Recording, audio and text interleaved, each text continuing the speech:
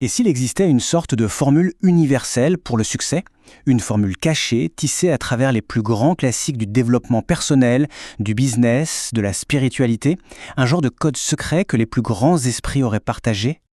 Voilà la question qui nous intéresse. L'idée est vraiment fascinante, non? Penser que des philosophies qui semblent totalement opposées, du pragmatisme le plus pur à la mystique la plus profonde, pourraient en fait partager un même squelette, un plan directeur commun. Eh bien, la réponse, c'est oui, c'est absolument le cas. Et ce qui est génial, c'est qu'on ne va pas seulement le révéler, on va le construire ensemble, là, maintenant, pièce par pièce. Alors, ce schéma directeur, c'est une fusion. C'est un mélange parfait entre deux mondes. D'un côté, on a la stratégie, le concret, l'action, incarnée par des penseurs comme Napoléon Hill. Et de l'autre, on a les principes plus métaphysiques, centrés sur l'identité, comme ceux du mystique Neville Goddard. L'un, il construit le pont, et l'autre, il définit la destination. Et croyez-moi, ensemble, c'est redoutable. Bon, par où est-ce qu'on commence? C'est simple. Tout grand projet, tout succès démarre toujours de la même façon. Il faut savoir où l'on va. C'est notre première étape, la plus fondamentale, définir la destination. Napoléon Hill a donné un nom à ça, l'objectif principal défini ou l'OPD. C'est vraiment la pierre angulaire de toute réussite. Pensez-y. Sans une destination claire, un navire dérive, il va nulle part. Eh bien, sans un OPD, nos efforts sont complètement dispersés, notre énergie est gaspillée. C'est la clarté qui transforme un simple souhait en une véritable intention. D'accord, mais comment on le définit, cet objectif? La méthode de Hill est super simple, en 3 temps. D'abord, il faut une introspection, être vraiment honnête sur ce que l'on veut. Ensuite, il faut une spécificité absolue, parce que des objectifs vagues, ça donne des résultats vagues. Et enfin, le point le plus important, le plus puissant, il faut l'écrire au présent, comme si c'était déjà là. Pas « j'aimerais gagner », mais « je gagne ». C'est là qu'on commence à reprogrammer nos croyances. Allez, on passe à la deuxième étape. C'est le cœur métaphysique de notre plan. Une fois que la destination est claire, il faut devenir la personne qui est déjà arrivée à destination. Le travail n'est plus à l'extérieur, il se passe à l'intérieur. Et ça, c'est toute la loi de l'Assomption, de Neville Goddard. Ici, il ne s'agit pas d'espérer, de demander ou d'attendre, non. Il s'agit d'être. D'être à l'intérieur, énergétiquement, la version de soi qui a déjà ce qu'elle désire. On ne court pas après l'objectif, on vit depuis l'objectif. La nuance est énorme. C'est là que la distinction avec la fameuse loi de l'attraction est super importante. La loi de l'attraction se concentre sur le fait de matcher une vibration extérieure. L'Assomption de Goddard, elle, va beaucoup plus loin. Il s'agit d'incarner une identité interne. En gros, l'un cherche à attirer à soi, tandis que l'autre affirme « je suis déjà ».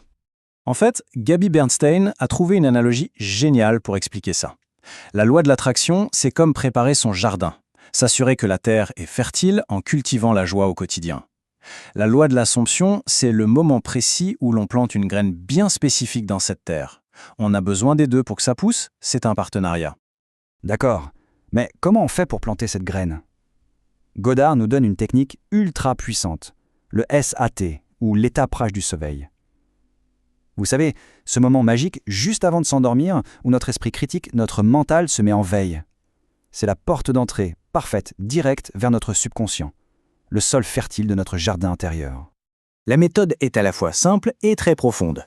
D'abord, on se détend complètement. Puis, on imagine une scène très très courte qui implique que notre vœu est déjà exaucé.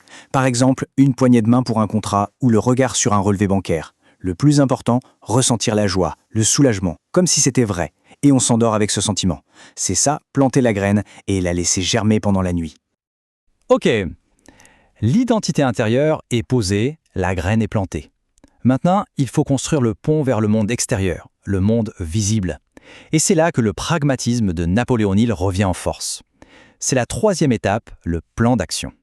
Cette citation de Hill, elle résume tout. Elle est parfaite. L'identité qu'on incarne doit s'ancrer dans le réel, dans le temps, dans l'action. Le rêve doit rencontrer la réalité, et pour ça, il faut un plan. C'est le rôle de la planification. C'est elle qui transforme une assomption un peu flottante en une trajectoire bien tangible. C'est la traduction de notre énergie interne en action concrète. Sans ce pont, le rêve reste une belle idée, mais il reste dans notre tête. D'ailleurs, une méthode super efficace, c'est de découper un grand objectif en plusieurs plans d'action de 90 jours.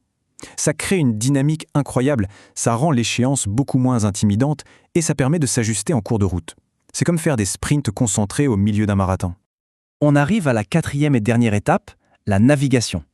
La destination est claire, l'identité est incarnée, le plan est tracé. Super. Mais la vie arrive, les imprévus, les obstacles. Que fait-on quand la réalité semble nous contredire? C'est là que nos deux philosophies se complètent à la perfection. Il, lui, nous donne l'outil de la persistance. C'est la discipline de continuer, jour après jour, quoi qu'il arrive. Et Godard, lui, nous offre une perspective, une foi, le pont des incidents. Il nous dit que ce qui peut ressembler à un échec ou un obstacle n'est peut-être que la réalité qui se réorganise pour nous amener à notre but par un chemin inattendu. Si on reprend notre analogie du jardin, si la loi de l'ascension, c'est la graine qu'on a plantée, alors tous les principes d'action de Hill, ce sont les outils de jardinage.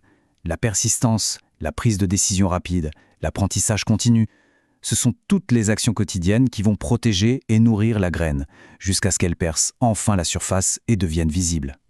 Voilà, on a assemblé notre schéma directeur. Le fil rouge qui relie toutes ces étapes, c'est quoi? C'est que le pouvoir de création est à l'intérieur. Comme le disait si bien Godard, on est le pouvoir opérant. Alors, pour résumer le plan d'action, le voilà. 1. Définir une destination avec une clarté absolue. 2. Incarner, ressentir l'identité de celui ou celle qui est déjà arrivé.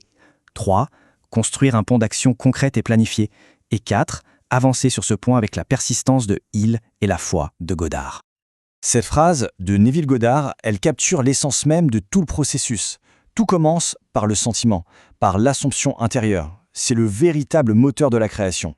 Le monde extérieur n'est finalement qu'un miroir de cet état antérieur qu'on a choisi d'assumer et d'entretenir. Au final, la question n'est pas de savoir si ce plan fonctionne. La vraie question est, quel plan, quelle destination, quelle identité, chacun choisira de concevoir pour soi-même avec ses outils. La toile est vierge.